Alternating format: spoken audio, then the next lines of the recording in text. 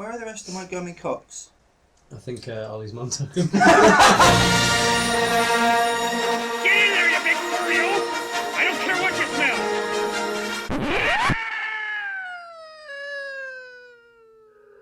Ah!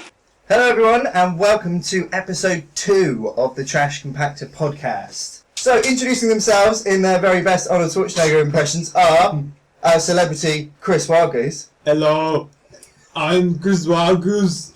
How you doing? That's beautiful. Amazing. Next to him is Mr. Oliver G. Thomas. You're fucking quiet boy compared to me. I'm gonna punch you in your stomach and break your goddamn spine. This is the best idea I ever had. And Mr. Jamie Field. Who's shot at him? What does he do? That's the best you're gonna get. That's the best I'm gonna get. Yeah. Alright, and also Rob Smart. Oh, see, I don't need to do that. That's not how this works, Rob. Of course it is. This is the privilege of the host is that I dictate what happens. Throughout the... So let's move on to section 1, shall we? Oh, come on, man. Come on. Not doing it. Yeah, dick.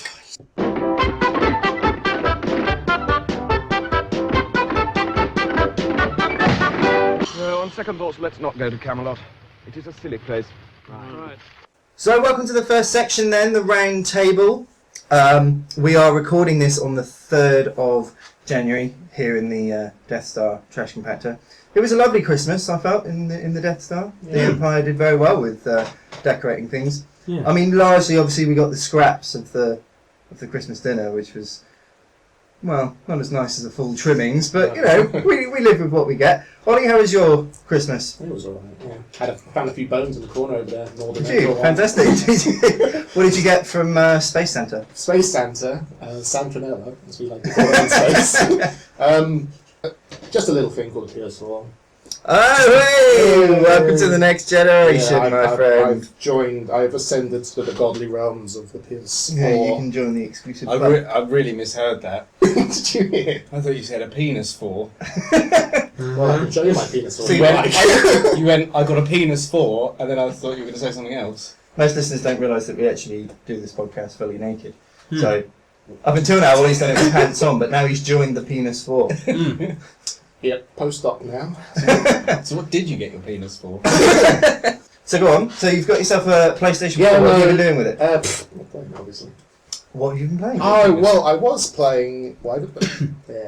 I was playing Advanced Warfare before, well, just previous to Christmas, but then I've recently been playing Alien Isolation and Shadows of Mordor, both of which we've kind of vaguely discussed on the Zero podcast. We haven't really talked a lot about Alien. Chris, you talked about Just Alien. about the Oculus Rift version, because that's what my brother's been playing, and I've played a little bit of it, but I haven't properly played it through myself. Oh, no. But How long did you play it for when you were doing the... About 10 minutes. You just put me on like a level where you have to run from one end of the room to the other where the alien's in it.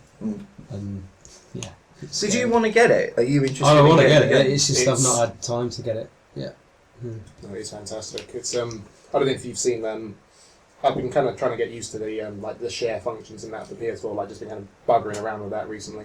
And I stuck 2 videos up on Facebook of basically just me failing spectacularly in this game. Like getting found by the alien and trying to peg it, and it's like, oh shit, no! It's like punched through the gut. And then another one which I thought kind of highlighted like the beauty of the AI of the alien. I was escaping from some hostile crew. I was hiding under a bed, kind of thinking like, oh shit, they're coming towards me. I'm gonna have to get my gun out. And the gunplay in it is a bit kind of hit and miss. Like it does work, but it's not. You're not supposed to do it. You can't, from what I understand, you can't really take the alien down with conventional. No, the alien weapons. can't It's take fairly that. You can take humans down with it, but it's not recommended. Like the character Ripley is designed to be she's not a violent person, but in this little video, which is it Ripley's daughter? yeah, you play as Ripley's. Right. I want to say a man. Well, so much of like shooting up until this point here has been kind of like, all right, here's a corridor. There's some bad guys there. We're going to hold your hand as you run down this corridor. Whereas Alien and Deus Ex, like in 1998, and Bioshock in 2007, it's kind of like, this is the world. We're going to tell you vaguely where you need to go. I'm not going to tell you how to get there, and there are multiple routes. And Alien is very much like that. It's fantastic. But getting back to this video, like hunkered down, like the gunplay's a bit shit in the game. Well, not shit, but it's serviceable, but it's not your main thing. You're supposed to sneak around. It's a stealth game primarily. I don't know if you ever played Thief. It's pretty much that, but in space. And luckily, the alien had been chasing me just before I was able to hide just before it got to the front. So it rounded the corner, and the crew was like, "Oh shit!" Nice. How did you manage to get the alien to attack other people then? It just does it randomly. Right, okay. The AI for the humans is a bit kind of like, we will walk here, we'll look at this, we'll do this. If it knows you're in the area, they'll be smarter than what they normally are. Like they've got set routines, like they'll go here, there, and everywhere. The alien is completely unpredictable. Like you could be walking down a corridor and there are like vents on top and like doorways and stuff like that. It could be hiding anywhere, and it randomly spawns at any point. Like in one bit, I had to evacuate a medical area because it was going to explode. 5 times I ran down this corridor, nothing happened. The 6th time I ran down the thing, grabbing up the bloody vent. Yeah, I played it for a little bit. Rob can't play this game or anything. I can't handle this game. It's too much. God knows, Chris, how you managed it in the Oculus Rift, because I played it for about 4 hours, I think, overall. And it's very, very slow burning at the start. The story's quite interesting, and like the design of it's fantastic. I'm a big Alien fan, love Alien, but I can't handle really scary stuff. No. I just cannot handle it at all. Particularly in a game. I don't know what it is about a game more than a film. I think it's I think it's the fact that I have a choice. Like I remember when I was quite young, I went to the library down the road from me, and you could rent games from like the local library, and I rented Silent Hill 4 because I thought it looked quite good from the cover, and the back it had all these kind of cool monsters in it and stuff, which is great. So I got it home, put it in the PlayStation 2, loaded it up. There's a cutscene about this guy, and he's trapped in this room, and there's like chains that seem to have appeared on the door. For some reason he can't get out of the window, but whatever. And then down the end of the corridor, the door at the end of the corridor starts banging and making noises, and then the cutscene ends, and you're in control of it. And I just walked towards the door, it sort of stopped, and then as I got towards the door, it started banging again. And I thought, I don't need to open this door, I'm completely in charge of this guy, he can just stay there for the rest of his life. That's fine, see you later, turn it off. Not going anywhere near that. That's basically my approach to horror games. If I bad that you've just trapped that sprite in that constant moment on your PlayStation 2. Fine. Like that's as far as he's ever going to safer than if he'd opened that fucking door. He's trapped in that one room with a door shaking on the other side. Whatever. Like, are you not going to get me out of here? Do you ever think that? I do sometimes think that about when you're playing a game and you kind of go back to a game like years later and you load up the save file, and the kind of person you were playing as is sort of midway through a level or something like that. Just expect him to kind of turn to the screen and go, "Where the fuck have you been?" Yeah, exactly. I've had that since Last Action Hero. Yeah. Because there's that bit in the cinema when he meets Arnold Schwarzenegger and he's like, "All you've ever brought me is pain." And it's like, oh, yeah, he has like just had a completely horrible life. He's an action hero, but he doesn't know it. He's just got the really horrible end of it. Yeah, it's an interesting idea, I think. Actually. I think I like Last Action Hero. Going back to our wonderful Arnold Schwarzenegger impression. Really, really great work there from Jamie in particular. Everyone but you. Do you want a second go, Jamie? Shall I try? Go on. Give me something to say, because what Who's your daddy and what does he do? No, I can't do that one. Give me another quote from Alright, Kindergarten Cop. Give me a quote from I Kindergarten can give you up Cop. from Jingle All the Way. Put the cookie down. Put down the cookie! No, I've not seen that. You've not seen Jingle All the Way? I might have. Come on, it's just been Christmas Probably fell time. asleep for Did that. you not do like a marathon of Just do Christmas movies? Did you not do a marathon of Christmas movies over Christmas? No. Did you do a marathon of Christmas movies? We just have a set few that we'll watch now and again, but we don't do a marathon. I can't do you stand watch? that much Christmas. Really? Too much. Yeah, we watched Bad Santa this year, which Oh, I've never Bad seen Santa. before. Have you not seen it? No, I've never seen it before. I didn't like it. Yeah. What? This I is just- madness. Bad Santa's a But great it film. like hit me in the right way though, that I just thought this guy's a complete arsehole. Like, why am I watching a film about him though? That was the only thing. And so there's something about hot Christmas, because they're in a place that it doesn't snow. Yeah. I'm just like, that's not Christmas. Well, I think that's partly what I quite like about it. It's not really a Christmas film. I think I would have been more endeared to it if there was snow and it was cold looking. Really, that was it? Yeah. If it was just set I in don't know what it Fargo, is. you might have preferred it a little I bit don't know more. what it is, that it's something about the idea of a hot Christmas. Just Well, these are Very way Christmas strange. like that, isn't it? So you hadn't seen it before then? No, but I've you never went seen to an hour to it. What else did you watch? Muppets Christmas Carol. Yeah. See, I've got... Obviously everyone watches... You've seen Muppet Christmas Carol, right, Jamie? Because you haven't No. seen Jingle All the Way, so... I haven't seen Muppets Christmas Carol. Bloody hell! I've seen clips. Patrick Stewart, right? What? What one's he in then? He's in a Christmas Carol. Not Scrooge. Oh, but not the Muppet one. No, Michael Caine is the one in the Muppet. I'm just making a list of all the films we have to show Jamie next Christmas. I can't believe you've not seen Muppet Christmas Carol. No, I have. Yeah, no, I haven't. No, I've seen that freaky puppet. That- There's a freaky puppet. I can tell. There's a There's a freaky ghost puppet. Is that right? Well, the Statler and Waldorf play Marley and Marley. But you know, the two old men. You mean Who's the the ghost? freaky girl? You mean the Ghost of Christmas Past? Oh, there is.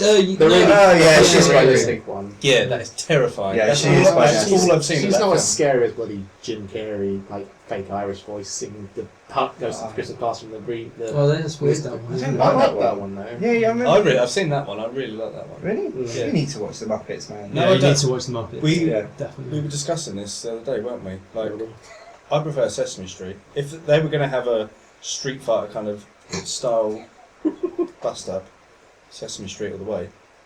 Well, hang on a minute. So, in your hypothetical situation, Yeah. Sesame Street Cookie and the Monster would beat Muppets form some kind of Living rival Daylights. rapper-style East Coast versus West Coast gangster gangs, right? Rap And then they come battle. together for a street fight, Yeah. and you're saying Sesame Street would beat the shit out of the Muppets. Yeah, Is Big that what Bird's you're so saying? wrong. Everyone up. Big Bird would probably be able to fuck her up, to be fair. Yeah. Chris, you're on the side of the Muppets in this Of course I am. hypothetical fight. Because they're the Muppets. I Yeah, mean, Sesame Yeah, but to be Street. fair, There's a reason. if we're going with Jamie's crazy idea here, how exactly would the Muppets fare better in a fight than, you know, a giant yellow bird and a massive woolly mammoth? Yeah. it's like the Who's imaginary? it's like the And a Looney guy in Tunes armour. versus Disney characters, essentially. To me, like Yeah. Sesame Street are too nice and kind, whereas the Oh, Muppets potentially have a really dark side to them. So they'd use all really weird ways to get Cookie them. Monster.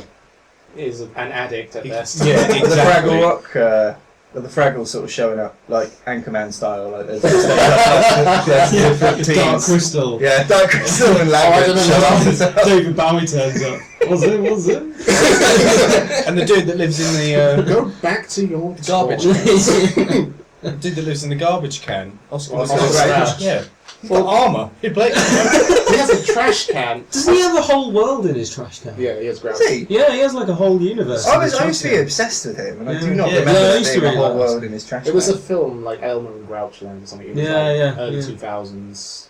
To kind of Elmo, like- yeah, to be fair, I mean, Elmo is going to get absolutely fucking mullered No, in wouldn't that he? street fight. He'd rip Kermit's Absolutely head off. mullered. No, he would not. Bullshit. He would. Elmo would just be stood in the middle of everyone fighting out. I hate Elmo. Elmo is the worst thing to ever happen to Sesame Street. Oh, I don't know. Oh, he's awful. They like the characters in Sesame Street have such great personality to them. Like Oscar the Grouch was fantastic. Big Bird, brilliant. Snuffleupagus is, you know, he's the kind of big cuddly. He's the big cuddly mammoth thing. He's big. Oh. big But, we're on a weird tangent here. Yeah. But all the way to Muppets versus Sesame Street. It's Yeah, and you still haven't by introduced me. Alien what Isolation. do you mean I still haven't introduced you? We only got to introduce Ollie. No, we Did did you you? introduce No. you? And that was when you cocked up your Arnold Schwarzenegger You impression. may notice that we did. No, sorry, no, you introduced me, but you didn't ask me what I got for Christmas. Well, I haven't got Yeah, there yet. well, I'm yeah. getting there. Alright. Jesus, man. Freaking out. Sorry. So, Jamie, well, how was your Christmas then? Yeah, it was alright. Brilliant. In terms of how was my Christmas? What did you get for Christmas, Jamie? I got some Batman pants. Oh, yes, you sent me a very provocative photo. Yeah. But Kim Kardashian has nothing on me. It was very impressive, I will say. Or Nicki I don't Minaj. quite know how you managed to get yourself into that kind of angle. No, I was Quite a disgusting. lunge. It was I had quite to a squat. This is what I was trying to say because my mirror is like halfway on the floor, so I had to squat to take the photograph.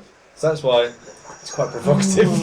It was. I wonder how many pictures, like, the ones that he didn't send you.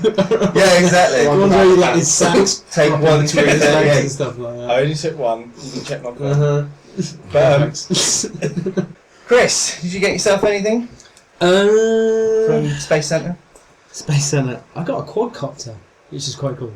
I showed you it last night, didn't I, when you came over? Yes, you did, yeah. It was, It is and impressive. scared you with it because I flew it toward you. And you're like, don't put it anywhere near me. Well, that's because you told us the delightful story of how you managed to fly it into your fiance's hair and then couldn't get it out without cutting off some of her hair. Yeah, I did that. And then Which I'm finding sure out she we was- didn't need to. I'm sure she was very thankful for. Yeah, I don't advise doing that for anyone ever. Yeah, that wasn't pleasant for anyone. Who did you get it from then?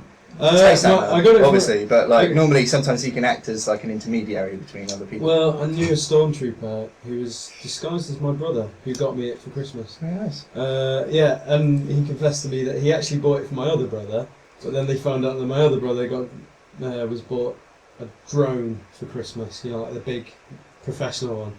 And then, so he was like, rather than send it back, he thought I'd like it, which I do, which is quite cool. What? So, because you were flying it around your flat last night, and it's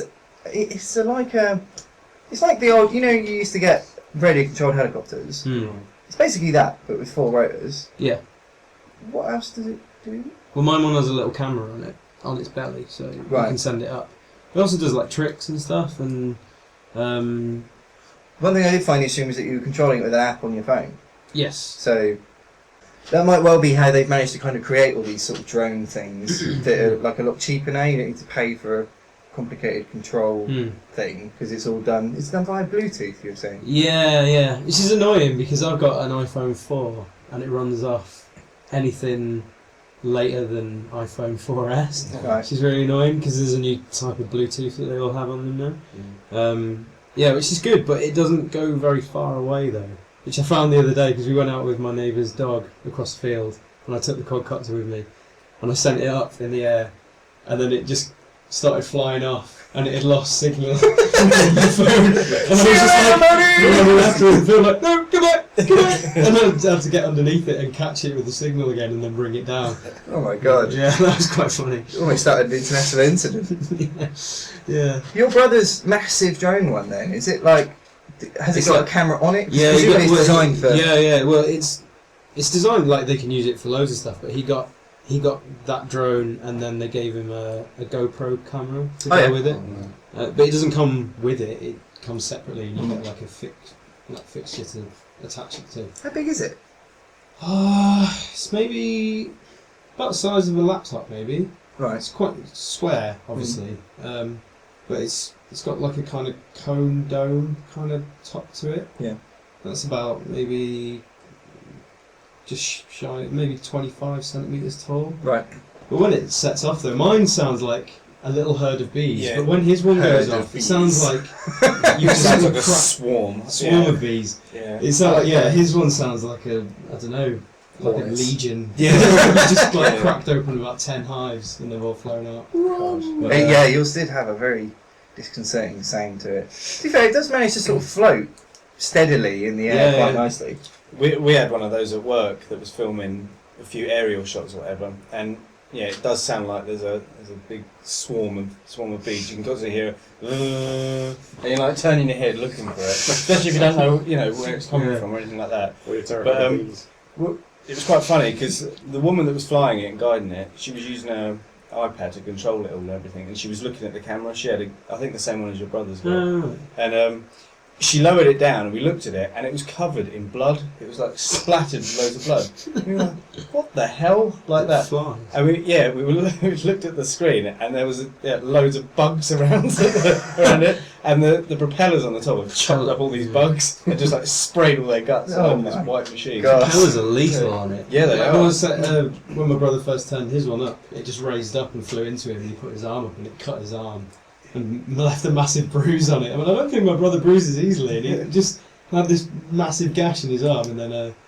like a big I bruise. can't believe around that like, because they're quite a big thing now. Like we Well, watched in the New they're quite Year's. heavy though, so they have to lift up quite heavy. Well, this is it. Like in terms of the sort of the legal side of things with these things which can just bloody fly around all over the place now. If you can just buy one for Christmas, presumably your brother hasn't got like a license for it or I don't anything think like so, that. no. Exactly. So They are thinking of bringing licenses in, Yeah. and you can't fly them in certain public places and things like that, like parks. You're not allowed to fly them in. Mm.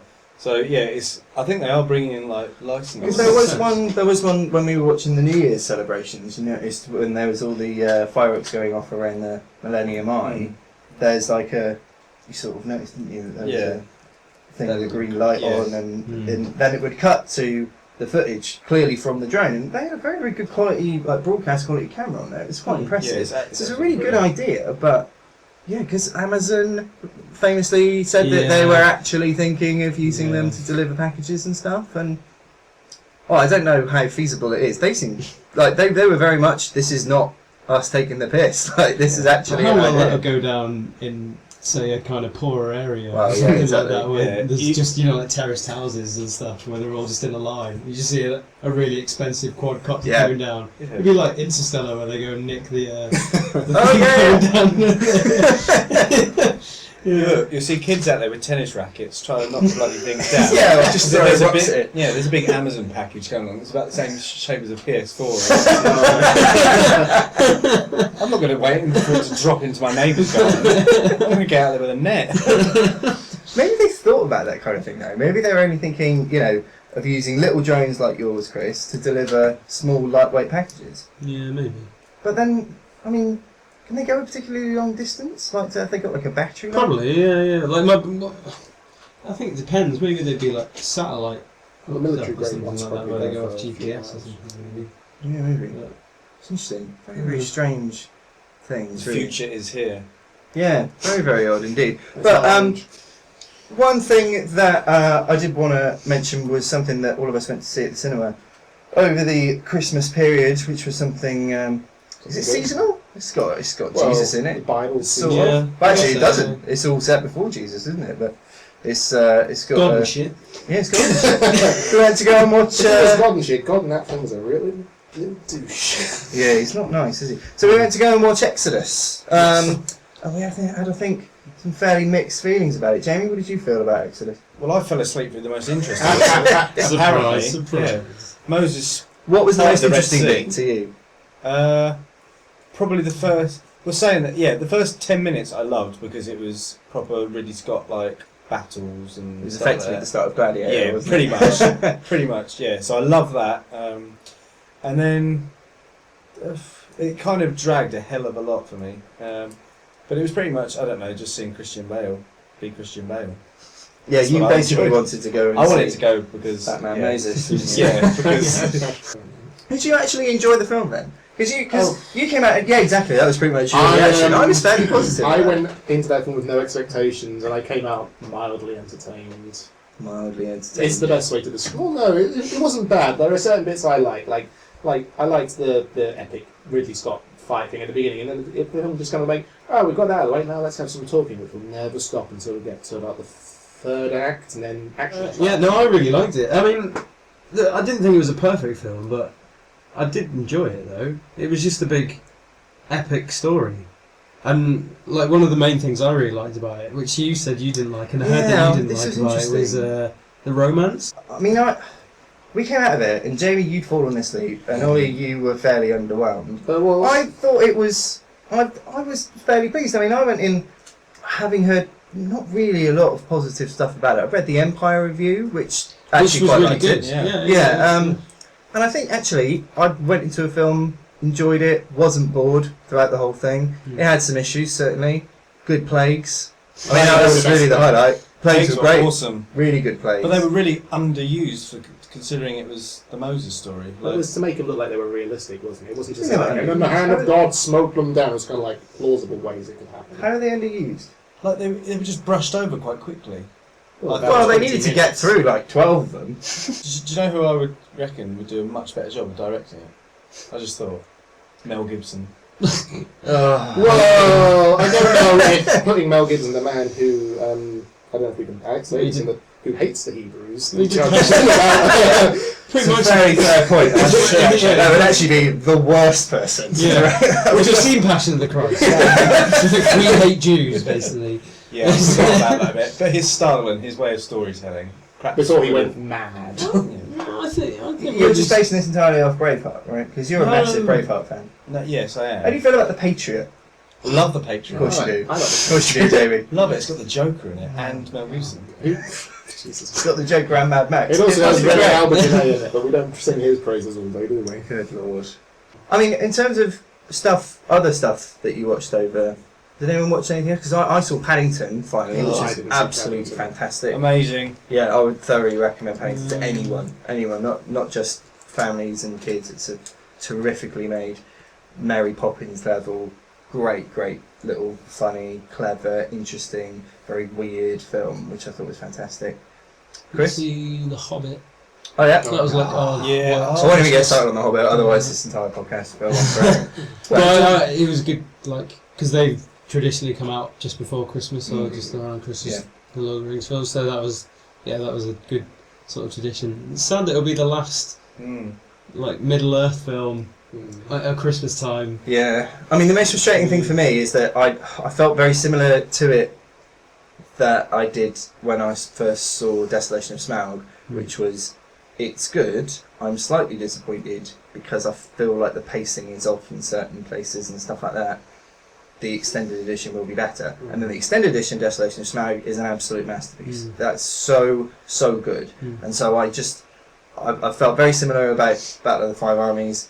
Really enjoyed kind of the final third of it. First 2/3 I thought were a little bit of a mess, but not through Jackson not being good at making films, but I felt because he was being compromised by having to cut out so much of the good stuff, which is contrary to what other people think. It's not the action and the trolls smashing through the massive wall and and the elves and the dwarves getting involved in a big fight. That's not the interesting stuff for me. The interesting stuff is the lore, is the characters having conversations about things and stuff like that. And I just know that it's frustrating for me now that I pretty much need to wait another year until the proper version comes out, where I can finally sit down and watch all 3 of the Hobbit movies and go, these are absolutely perfect in the extended editions. It's almost a shame we're not going to revisit Middle Earth with the Silmarillion.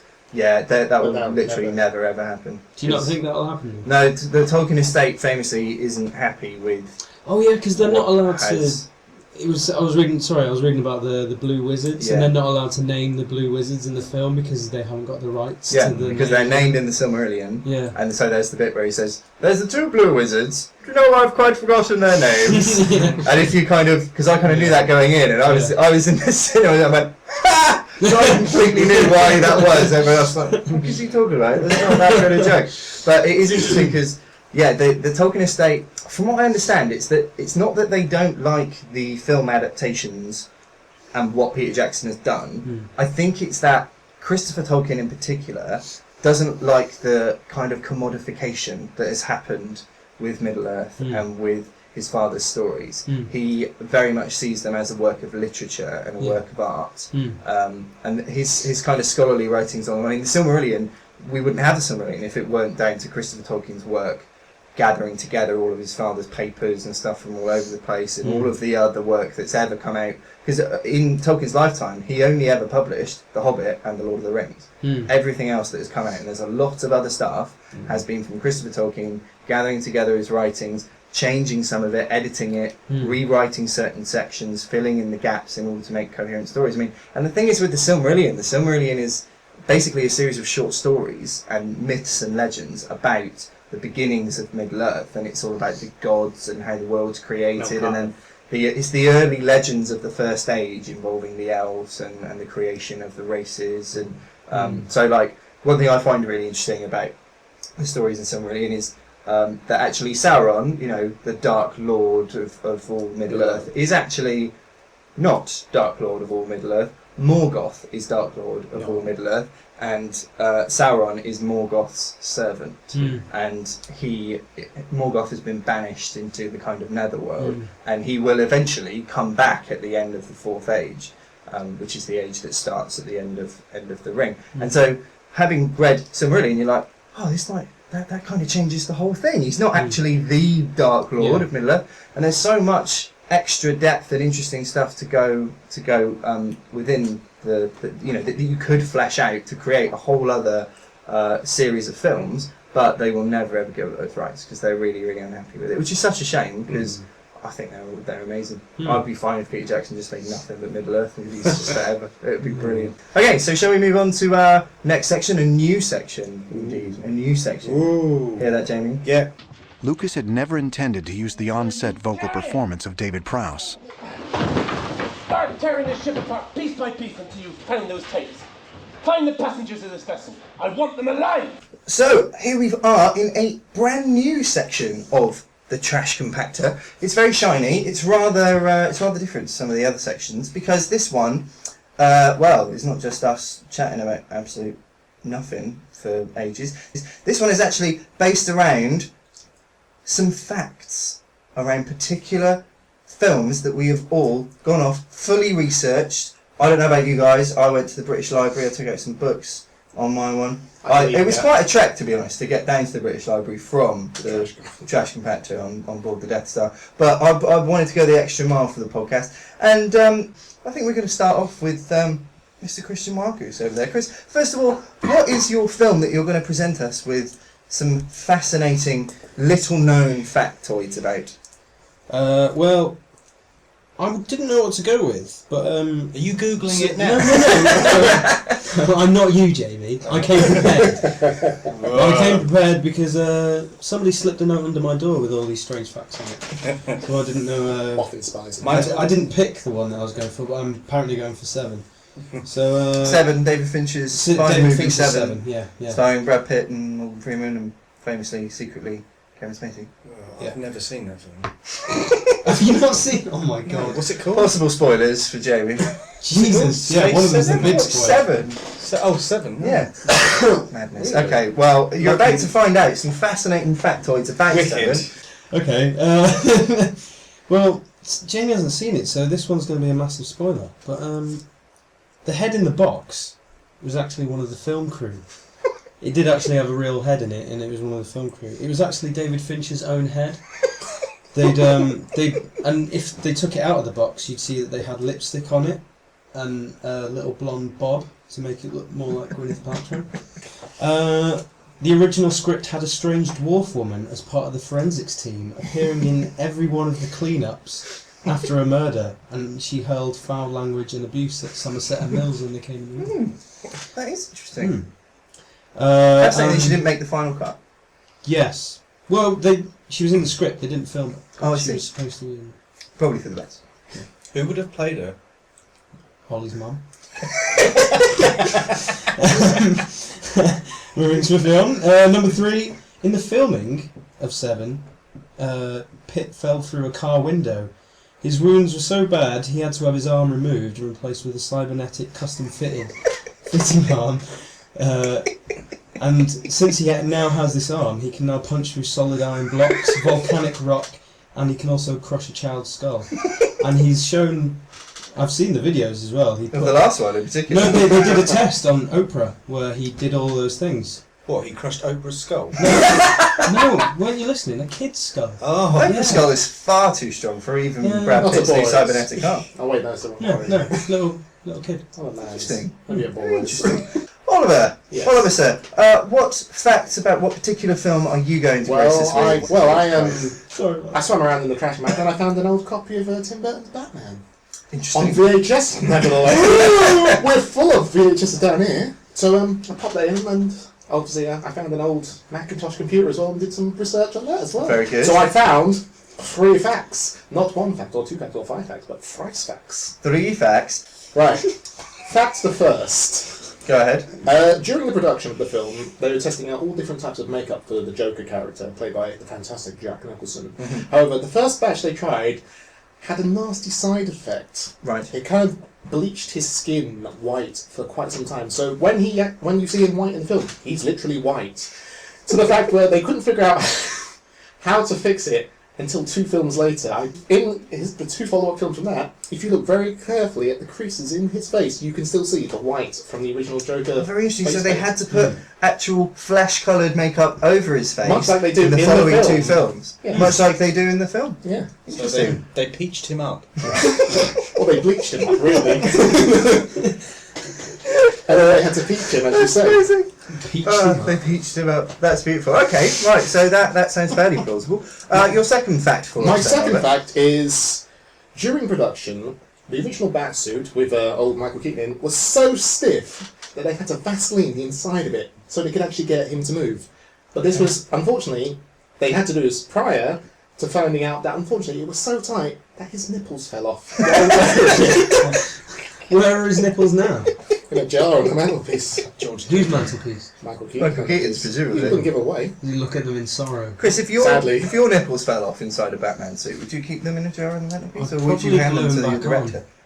It was, Back it was on. too late. Yeah, I can't walk around bare-chested. I need to have some kind of feature going on there. Sadly, they didn't realise they'd fallen off until after How will I know when I'm cold? After filming. After filming, so by the time they'd taken off the suit, they're like, Michael, your nipples are in the bottom of the thing. It was like they were dried out and they couldn't stick them back on. There's no suction. Fascinating. Okay, right, very interesting. And, And your third fact. Third, Then, Oliver. fact number 3 is during filming, Jack Nicholson actually had a rhubarb on set with him at all times. To the point where it's actually where the line "never touch another man rhubarb" comes from. To the point where he was so territorial about his rhubarb that when the cameraman looked at it, he beat him senseless. Oh wow, what a tragedy that is. Especially for him. Yeah, fascinating. That would be. Wow, that I poor bet man. that tops Christian Bale's screen frame. Oh, yeah. Certainly. Well, it's just like Michael Keaton said, I am Batman. Jack Nicholson still to this day guards that rhubarb with his life. Does he? And he's wanted for murder. Not murder, he only beat him senseless. The guy survived and went on to have a rewarding career as John Malkovich. Right, okay. Fair enough. So, Jamie then. Yeah. On to our third group of facts for the evening. What film are you going to grace us with some fascinating factoids? Okay, I am going to tell you decent facts about Braveheart, one of my favourite films. And now, I think I've grasped the concept of this, so this could prove quite painful, but let's just go Well, with really, all you need to do is go and research the facts. I mean, how hard can it Let be? me get this right. This is Braveheart, not Braveheart. Two separate words, as you've written on the top of your This is notes the sheet there. sequel. Yeah, it's... Braveheart. it's well, how would you... You know that you would actually watch Braveheart with a vengeance, wouldn't you? Only. Okay, my first fact, Murren, Wallace's love interest in the film, is actually Scottish for jelly tots. Really? That's... Jeez, that's quite a fact.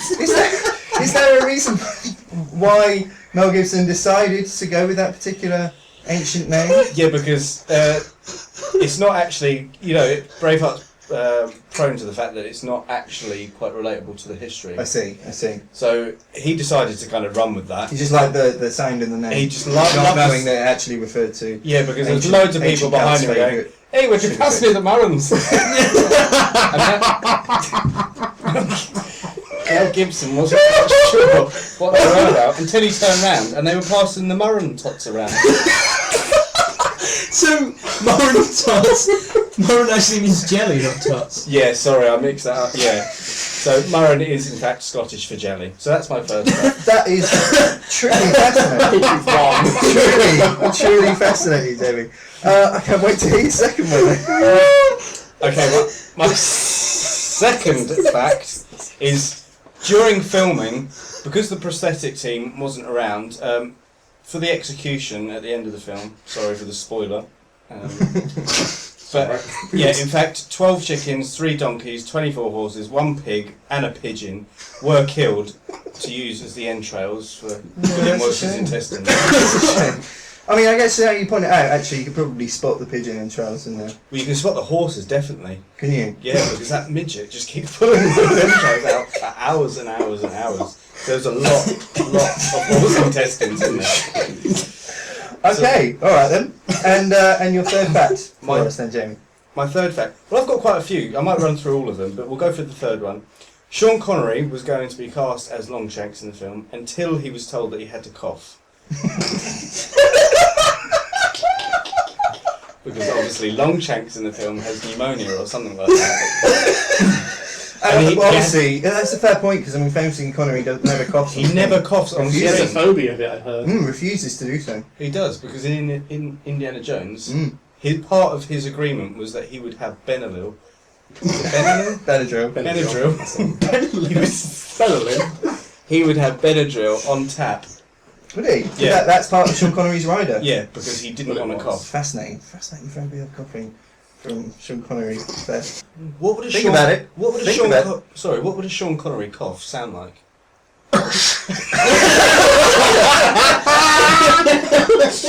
Okay. You had some extra facts, some bonus facts. For Yeah, us, I got some didn't you? bonus facts. I'll Okay, go ahead just then. throw them in. Yeah. Deleted scenes of Mel Gibson mounting his horse are on the DVD extras. They show his left testicle slipping out of his pants.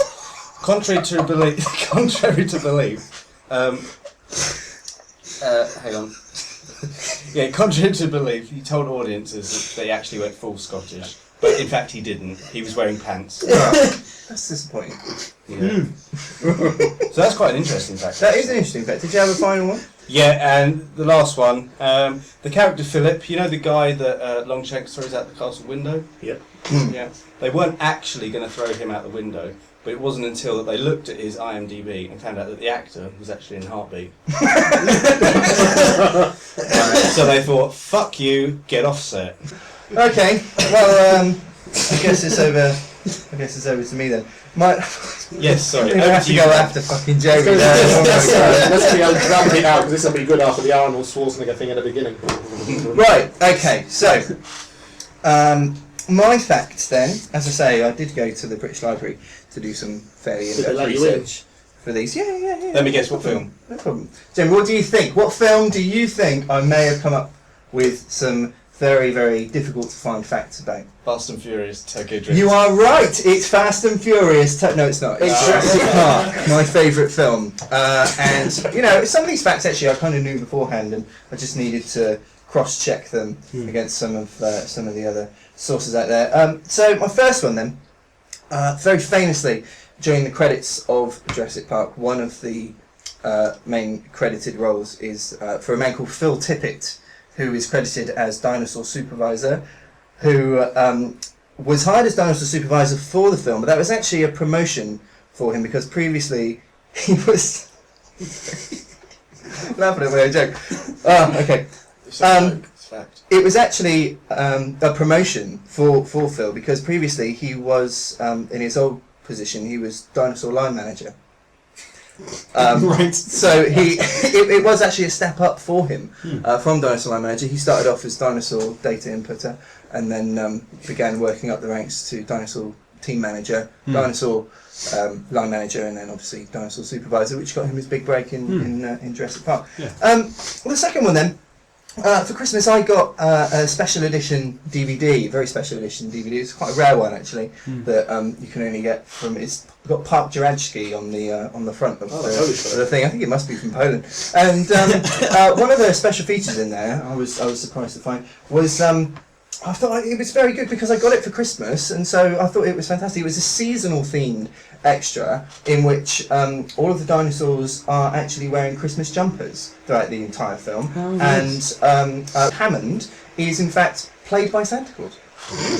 The entire way through, which it took me a while to notice actually, because obviously Richard Attenborough does look a lot like Father Christmas, but having actual Santa Claus in there, and obviously Miracle on 34th Street, it all just kind of like fits together. So it did take me about half the film to realise, and it was only really, I'll be honest, I wasn't sure about it, and then it wasn't until the final scene when he rescues Alan and the kids at the end, when he pulls up in his sleigh. And then takes off when Alan says he's decided not to endorse the park. When I actually fully realised it, so it's a very fascinating extra. Actually, it's well worth looking into. Sounds like they spared no expense. They certainly seem to have done. Well done the Polish studio DVD producers there. And the final fact then that I've managed to find out was about some of the casting for Jurassic Park. Obviously.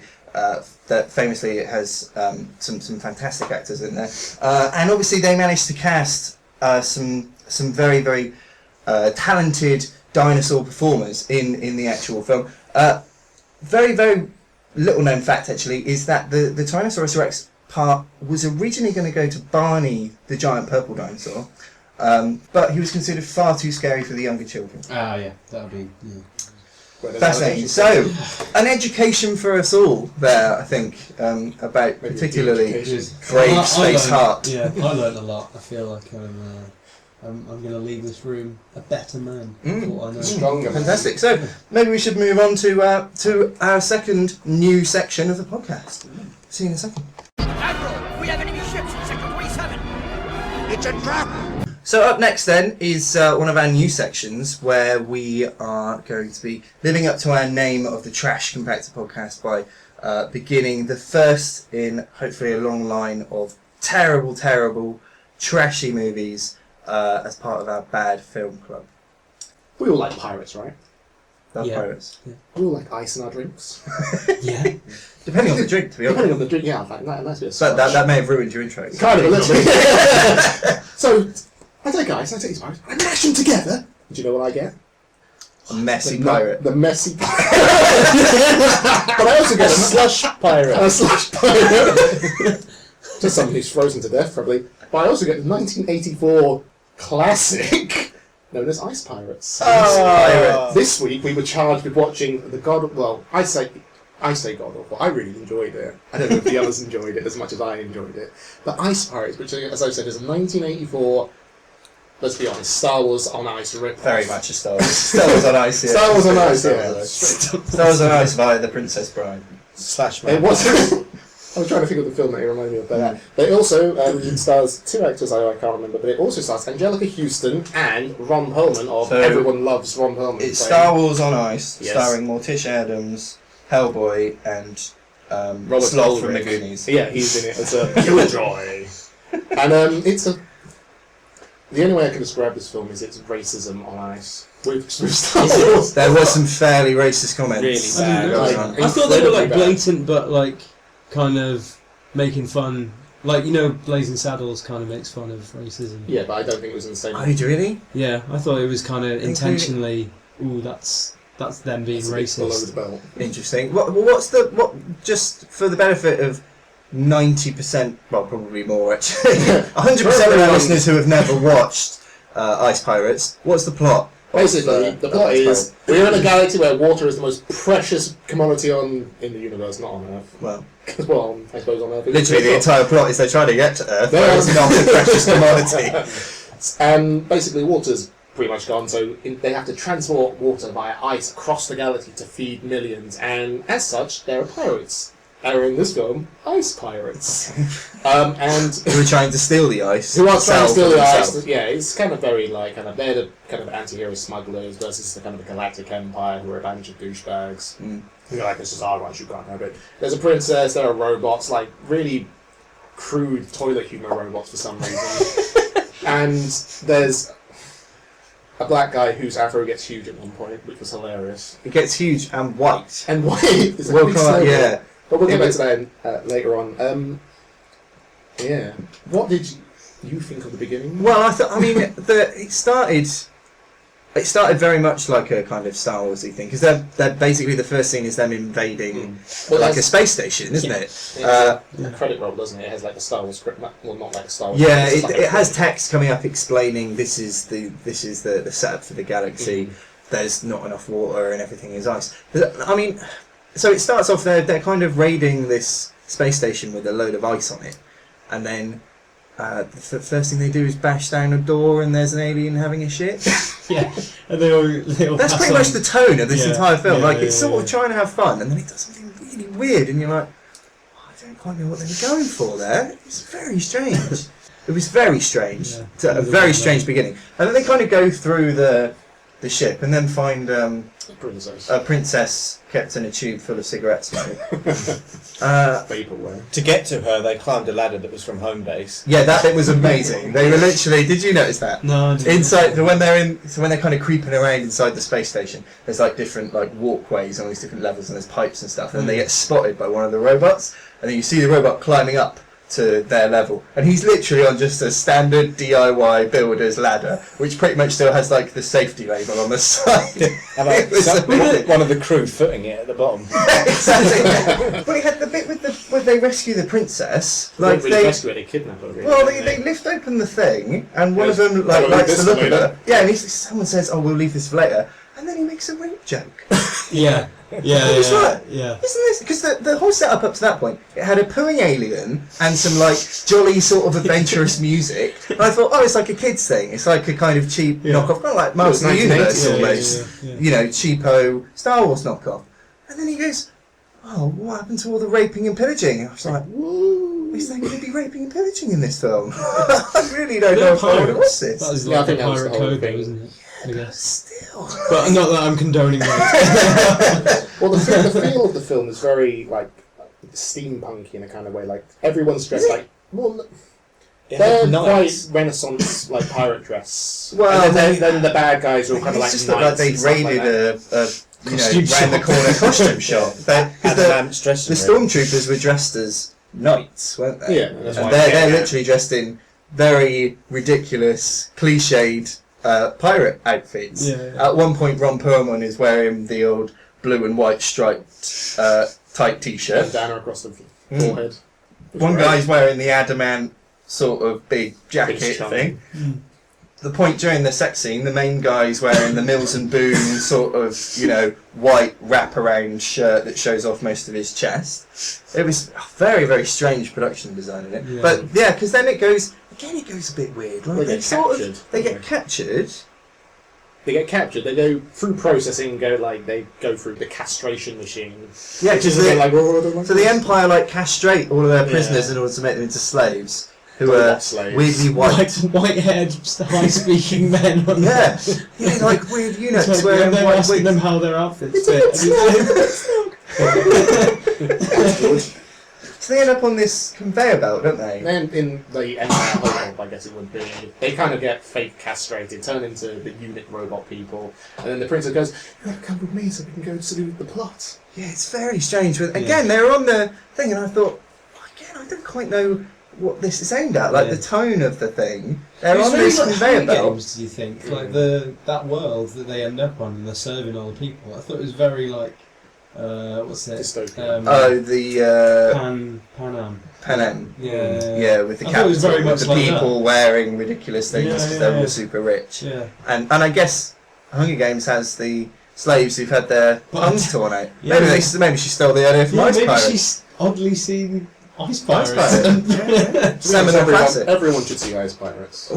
But that's my opinion on all the crap films we watch. But it goes, Well, from there, they're rescued by the princess and says, "You've got to come with me because I've got to go find someone else in some pirate world, and you're going to come with me because you're the only people who know it." There's convenient plot things like everything happens because it's like, right, Q, then something else happens. Before they're castrated, they meet up with a guy called Killjoy, who is Sloth from the Goonies, who then goes like, "Right, I've got to go get processed and turned into a soldier." So he's a prisoner. He's a prisoner. He's removed from the equation, and he comes back as this kind of. You get me a sandwich? Yeah. He's disguised as a knight, isn't he? And then they find him, and he's just really hungry. He's been hiding out there. One of my favourite moments was when they find him in the jail cell, and there's the big burly guy who he's stolen the gold necklace off of, and he's just giving it to the other guy for some food, and then the big burly guy's threatening another guy, and then. Sloth sort of turns around and says, I'm just going to refer to him as Sloth. He just sort of turns around and says, he probably doesn't have it, just leave him alone. And then the big burly guy's like, okay, well if I find out if any of you've got it, then I'm going to kill you. And then he gives him the campest stare ever, where he just goes, stare around, and then kind of slinks back into the shadows like he's doing panto. It was wonderful. It was wonderful. It was such a good moment. But anyway, from the escape of the princess, there's a huge plot hole. Very Star Wars, isn't it? It is very Star Wars. Literally, they discovered It is the Star Wars and Ice, isn't it? There's a huge plot hole where basically the main hero's kind of captain, the guy who wears the adamant costume. Yeah. I should have looked at the names. I should have done it. But fuck it, I didn't. And Killjoy, Sloth. Basically, they get separated from the princess and the hero, and they kind of meet perhaps the most racist thing I've ever seen. The racist pimp robot. I've got titties for everyone. You want them? It's like, no, we're fine because they're really big and bouncy and all that. And like, this seems like quite a good thing. And they go off with him, and then 5 seconds later, to an interstellar strip club. at the same time, you see the ship of the hero and the princess blast off. It cuts to them. They're on the fucking ship. It's like, is this the strip club? That robot was amazing. He was amazing. His face, weirdly, was black. Yes. And then he's talking with this kind of really ridiculous 70s pimp sort of, like the guy in Superman the movie when he sees Superman fly off and he's like, hey, that's a bad outfit. Yeah. That is basically that when guy. he takes him to the ship, he's like, I'm going to take you to my bad chariot. Just a DeLorean. It was and it looks like it's designed by who's the woman? The Smash Jetsons. Something out of the Jetsons. The maid in the Jetsons. Not even as good as the Jetsons. Literally, it was because it had the head, which had a digital mouth thing, didn't it? Like those kind of red light display things. He had a TV in his chest, which was showing with some jiggly tits. But then the rest of his body was that kind of old sort of shiny wrapping paper that you used to get. It's just sort of plastered onto the cardboard box of his body. Like all of the robots in it were a bit Well, further. to be fair, there were some big humanoid robots who they sort of had with them.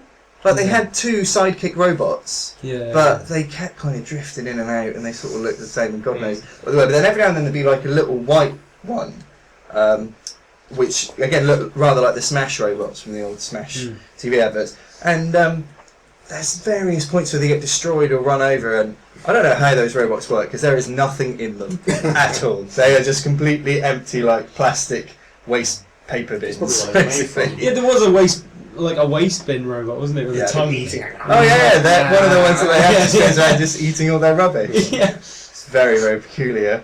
Was a peculiar film. Well, yeah, yeah. Well, that's from Escape into the Thing, it goes like, all right, so we've had this kind of fun, campy alien thing. We've had some kind of like dark rape jokes, kind of like Castrosha things. So the director must have felt like we could go darker. Let's throw an alien reference in there. For some reason, there's an alien egg on the ship, which explodes, and it's basically a penis with a face. I'm not gonna lie. Oh, what is it? The herpes. It's the it's like, what is it? Space herpes. It's like, oh god, sex. Ooh. Yeah, some kind What of sex weird is it? sex joke. Yeah. And it is just a big kind of. It's like a It's a penis penis with a with a face and weird teeth, kind of like Well, the it big, looks- kind of like the big worm thing in Peter Jackson's King Kong that eats Andy Serkis, yeah. like that, with a face on it. With a horrible little face. Yeah, But it's about the size of a thumb. yeah, it's, I think it's the size of what it's intending to be. yeah, I guess so.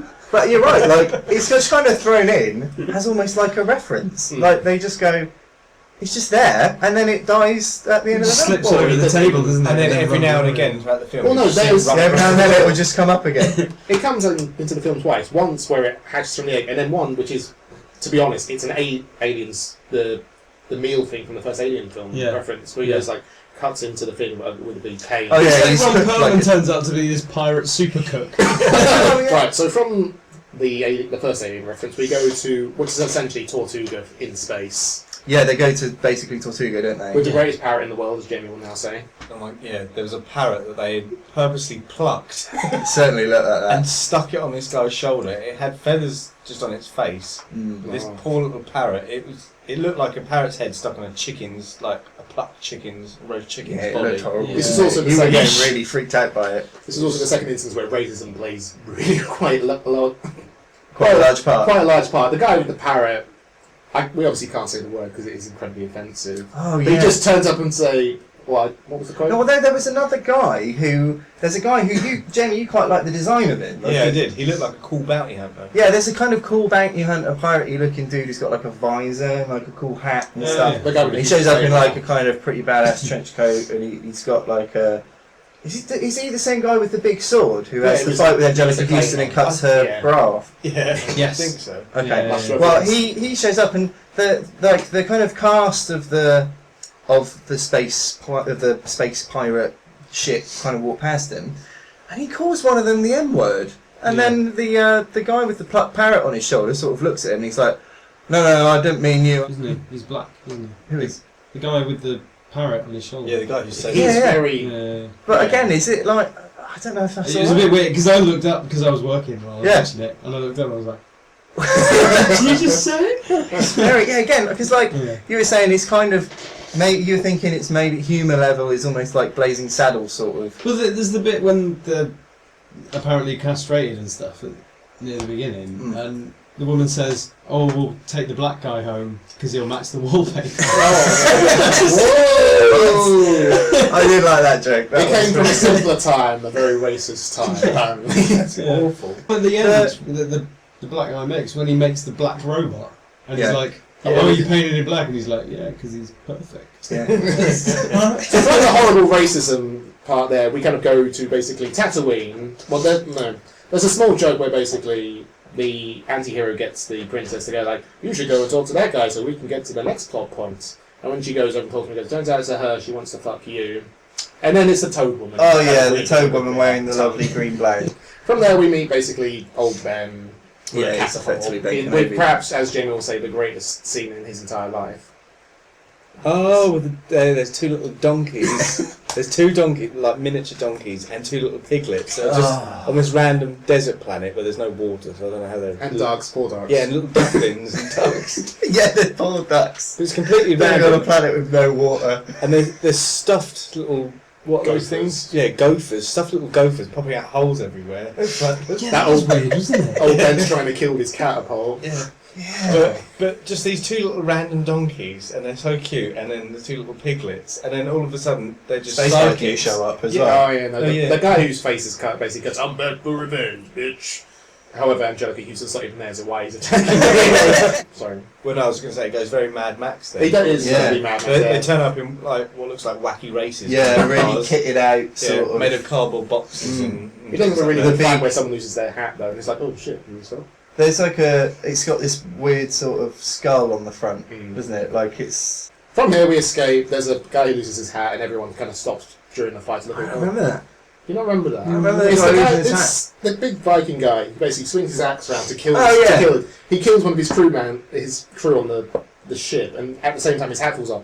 At the point where Rob Ulrich, the hero, and the bad guy they kind of stop, they kind of look at his hat. Fall on the Yeah, floor. well, they look at the hat, and then like, it's almost like they look at the camera to almost sort of say, "Are we cutting?" Because that was clearly a mistake. But they've almost just left it in, and then they just continue with the rest of the scene. It is. It's weird. From there, we leave that part, and I want to say we go back to basically the bad guy, who hasn't really even been established at this point. He's going to be the There's a beginning. guy who's chasing after Yeah, them for like- the reason. No, the whole reason is they're trying to find the lost planet, aren't they? Yeah, the planet, this mythical planet which Yeah, has yeah, endless yeah. supplies of And the water. guy who's chasing them has intentionally let the princess try and find her father, who has found the planet, Yeah. and he's chasing them by letting them run away.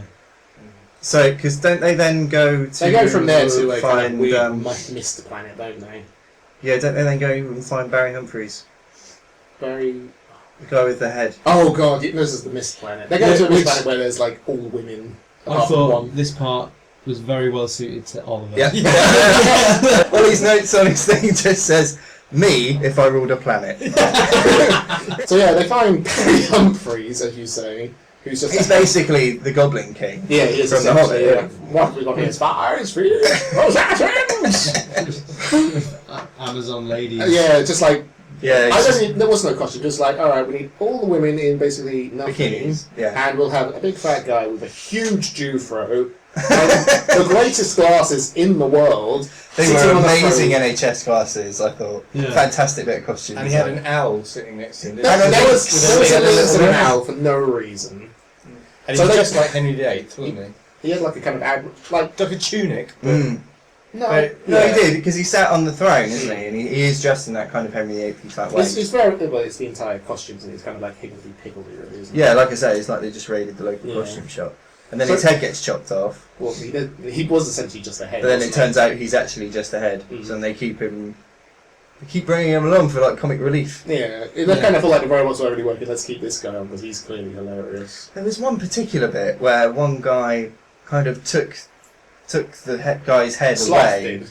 Yeah, Sloth from the Goonies sort of set, and he said, "What was it?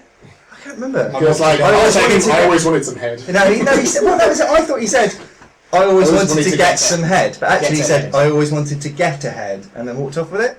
I had to rewind it, because I thought that was a very dark joke indeed. After he Like- did a little like basketball trick with it, because he got the head on Oh, his yeah, he arm, just flipped bounces it it off. forward, and like caught it by the hair, and then, Yeah. and then walked off screen So- with it. Basically, from there, we learn that the princess's father, who's the entire plot point, and she's been trying to find him, has gone missing. He's still alive technically, but he thinks she's dead. The plot is incredibly convoluted here. It's like, I think you're dead, but you think I'm dead. I'm not dead, but we're not going to kind of go where I am. I found the planet. It's this way. Yeah, they basically get pointed towards the planet, and then it turns out the planet's in like a time vortex. Yeah, and that's when it gets really fun. This is the best. It was at this point I realised I've seen this film long ago. In the midst of time. It's called Interstellar, but this time on crack.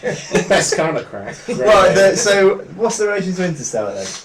Well, the whole time paradox thing, because they start fighting a little battle, which gets sped up, so somebody in the editing room has just pressed fast forward, so they start going Benny Hill kind of style, like running around after each other, and then it stops, and then all of a sudden it's gone like a couple of months.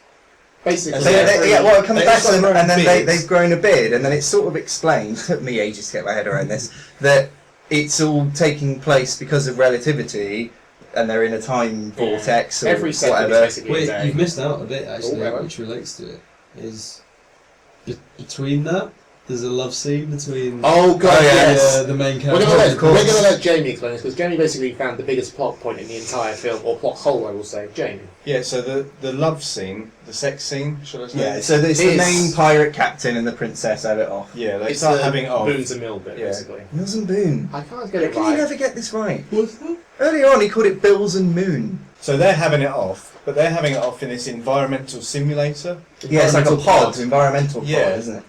Which has got like a kind of projector screen, so they can set it up to Yeah. look like any kind of environment. And So they can- it's kind of like Avatar, I guess. Is it like, I don't know, well, where it's you can more kind like of put a simulator on and you Isn't can it kind like a holodeck? it's kind of like the end Yeah, of it's it's kind of like the a end of holodeck. Silent Green, which you guys I may haven't. not have seen. If you've seen Silent Green, I haven't. at the end of Silent Green, he goes into this. He kind of chooses to sort of sacrifice himself, and they have they have a thing. Slight tangent, but in Soylent Green, not to spoil anything, Soylent Green is people. Yeah. And in the thing, it's the fact that they choose to die at a particular point. It's like euthanasia, and they sit in these pods and they just watch like kind of a field of swaying grass or a forest or something which they find beautiful, and listen to stuff that they find beautiful, and they sort of pass away peacefully. And it's kind of like that in a sex pod. Like, it's just a big screen and they can put whatever environment they want on there. So they put some kind of crashing waves there, don't yeah, they? crashing waves, and then all of a sudden, well, I quote actually a line from the film. She starts fondling him and goes, "Oh my, you're incredibly stiff. I mean your belt or something like Yeah, that." Yeah, Doesn't she? British. The lines were so wonderful. awkward. It was just horrible. Then all of a sudden, rain comes on, and it's a torrential monsoon. Where at this point we were like, okay, isn't the whole plot of this film meant to resolve around the fact that there's no water left in the whole But of the it's not universe? real water though, is it? Yeah, Well, they're getting wet. Yeah, Yeah, but it's not. They can't drink it. Well, They they were. just, they just feel like they're getting wet. Yeah, but they were It's not. soaked. No, but they don't come out of it soaked. yes, they do. We didn't see that. No, but like, Well, it's, no, it's it's a holodeck kind of It's thing. not a They're not holodeck. really getting sprayed with water. I think they're it's not really. Yeah, getting, they are. They're not. Yeah, They're they just are. not. Because they're getting wet. Otherwise, they during would filming. get They wet. were obviously getting sprayed with water, but I do think Chris is right. It's meant to What? simulate that feeling. I just thought it was like a pod where they went in and they go, right, tropical storm or something like that. Tropical storm comes up on the screen and then like a torrential rain, so the shower head pours water on them. Yeah. Or they go desert, and so they go in, desert comes up on the screen and then there's like There's some some stuff sand. blowing hot air or something Yeah, like that. yeah. That kind of so it changes But the what I mean environment. though is that it is a holodeck, but it's so budget that they're basically just pouring water on. I it. think you're giving this the benefit of the doubt. Yeah. To be Because perfectly honest. otherwise- To be honest, it wasn't a bad film. They're making love on a beach. Surely they'd be rolling around in sand. They'd be covered Yeah, in if they're on a You never see holiday, what but the they're pod- not. They're on a bed in a pod. Oh, If it's a holiday, well, there you go. Jamie's right on this. Yeah, It made no Anyway, sense. it was a plot hole. So from the love scene, we're basically propelled into the time warp. The bad guys follow him in, and then, as we said, every second is a day. So basically, time is supposed to be sped up. Every time it goes back to the characters, they got with them. They have obviously. slightly longer beards. Cotton wool beards. There's a lot of really weird black humour in this bit. There's an older character in it called Nana who's with the princess, basically her nanny, looking after her. Mm. And it transpires that from the love scene earlier, the princess is pregnant with a child. And She then very swiftly gives birth to. Yeah. Which again, I couldn't get my head around just pops how out. the mechanics of it worked. Because it seemed to be that time was travelling at different rates for all of them. yeah. In So different they were groups. off having a battle, which would take like a minute Yeah. for them to progress down the corridor. Yeah. In that point, she'd reached the full term of pregnancy and given birth. Yeah. Like, I don't get it. Really, all that's happening to them is they're growing beards, but their actual actions are Yeah. still just taking 1 minute. Mm. Whereas she's I think born and from raised a child. I don't think they were working Nana continuity. dies. on this. Nana both dies and then turns into a skeleton. She's been dead for that long, apparently. Yes, she's been dead and decomposing outside the room for however long. I was baffled. Meanwhile, the son grows up, but he's obviously had an education in fighting Exactly. and life. I'm here, father! He only shows up at the end to save the day, doesn't he? He does. Honestly, but then it turns out that's basically all a dream or something. No, they move out of the time warp because everything. The bad guys get stuck in it and die. Oh, do they? Yeah, because they I'm when not they clear on that either. at the end they come out of the thing and goes like, "Where's the other ship? Gone forever." And it, yeah! And it ends. That was Yeah. yeah. And then they find the planet, and it's like, hooray. It's Earth. Yeah, And and it's pretty much it's they find the planet and then that's it. yeah. Yeah, they literally it's ends. freeze frame on them smiling as Yeah, they yeah, look yeah, at yeah. planet Earth. So that was Ice Pirates. So what did you think overall then? I loved it.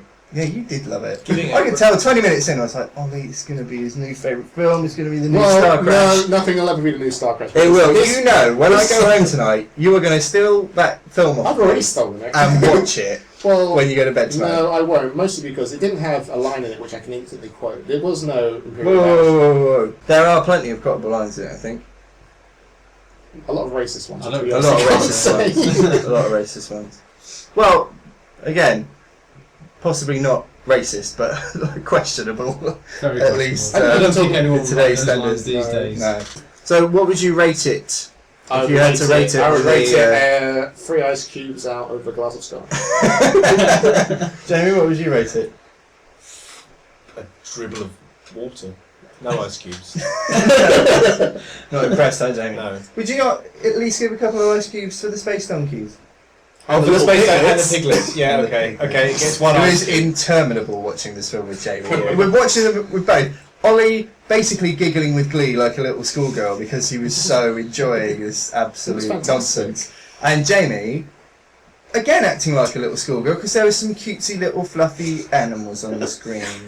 Piglets were awesome. Chris, what would you rate Ice Pirates? Oh, come on, you know you like I'd it. probably give it 3 ice cubes because Out I'm of, pretty out much of 5? Out of the glass of out of Star. 10. Right. Oh! I'd give it 1 for the film, and then 1 for Ron Perlman, and another 1 for Angelica Houston? yeah. What would Okay. you give it then, Rob? I think I might give it out of 5. It's probably 5 on the bad film scale. I guess. Well, Jamie like, didn't pull the string, so 5 it's not being technically a bad film. fully enjoyable, terrible film, like so bad it's good. Oh, right, okay. Which for me, Birdemic is a 5-star terrible film with the riff tracks because it's so much fun to watch. Whereas a 0 would be something like Manos, The Hands of Fate, which is just the worst to try and even sit through. It I was, found that on Biodemic though, but I Oh, haven't mate, seen the Biodemic's riff tracks amazing. on it. oh, the riff tracks version is We'll brilliant. have to come back I to would it probably another give time. it. I would probably give it 3 stiff belts out of 5. Right. Okay. So that ends That was the the final first main mention. section then. So I guess we'll just move on to our quick little intro. See you in a minute. Laugh it up, fuzzball. Okay, so just before we go then, I thought it would be nice to just mention how you out there in listener land can actually get in contact with us. You can follow us on Twitter at Trash Podcast. You can like us on Facebook with just the Trash Impact Podcast, or if you want to go the old-fashioned route and send us an email, then it's trashimpactorpodcast@gmail.com. So if there's anything that you'd like us to cover down here in the Trash Compactor, we get very lonely sometimes, so it'd be very nice to hear from anybody out there who has anything they'd like us to talk about. So for this week, I guess it's this week, I know we do it every fortnight, I can still say this week, can't I? Yeah, That's okay. what works. Okay, so from this week then, it's goodbye from Chris. Hasta la vista, baby. It's goodbye from Jamie. Sayonara, Seagal. Is that a line? No, that's not a lie, but it was hilarious anyway. And it's goodbye from Oliver. Put the cookie down! And goodbye from me. Thanks for listening. Love you!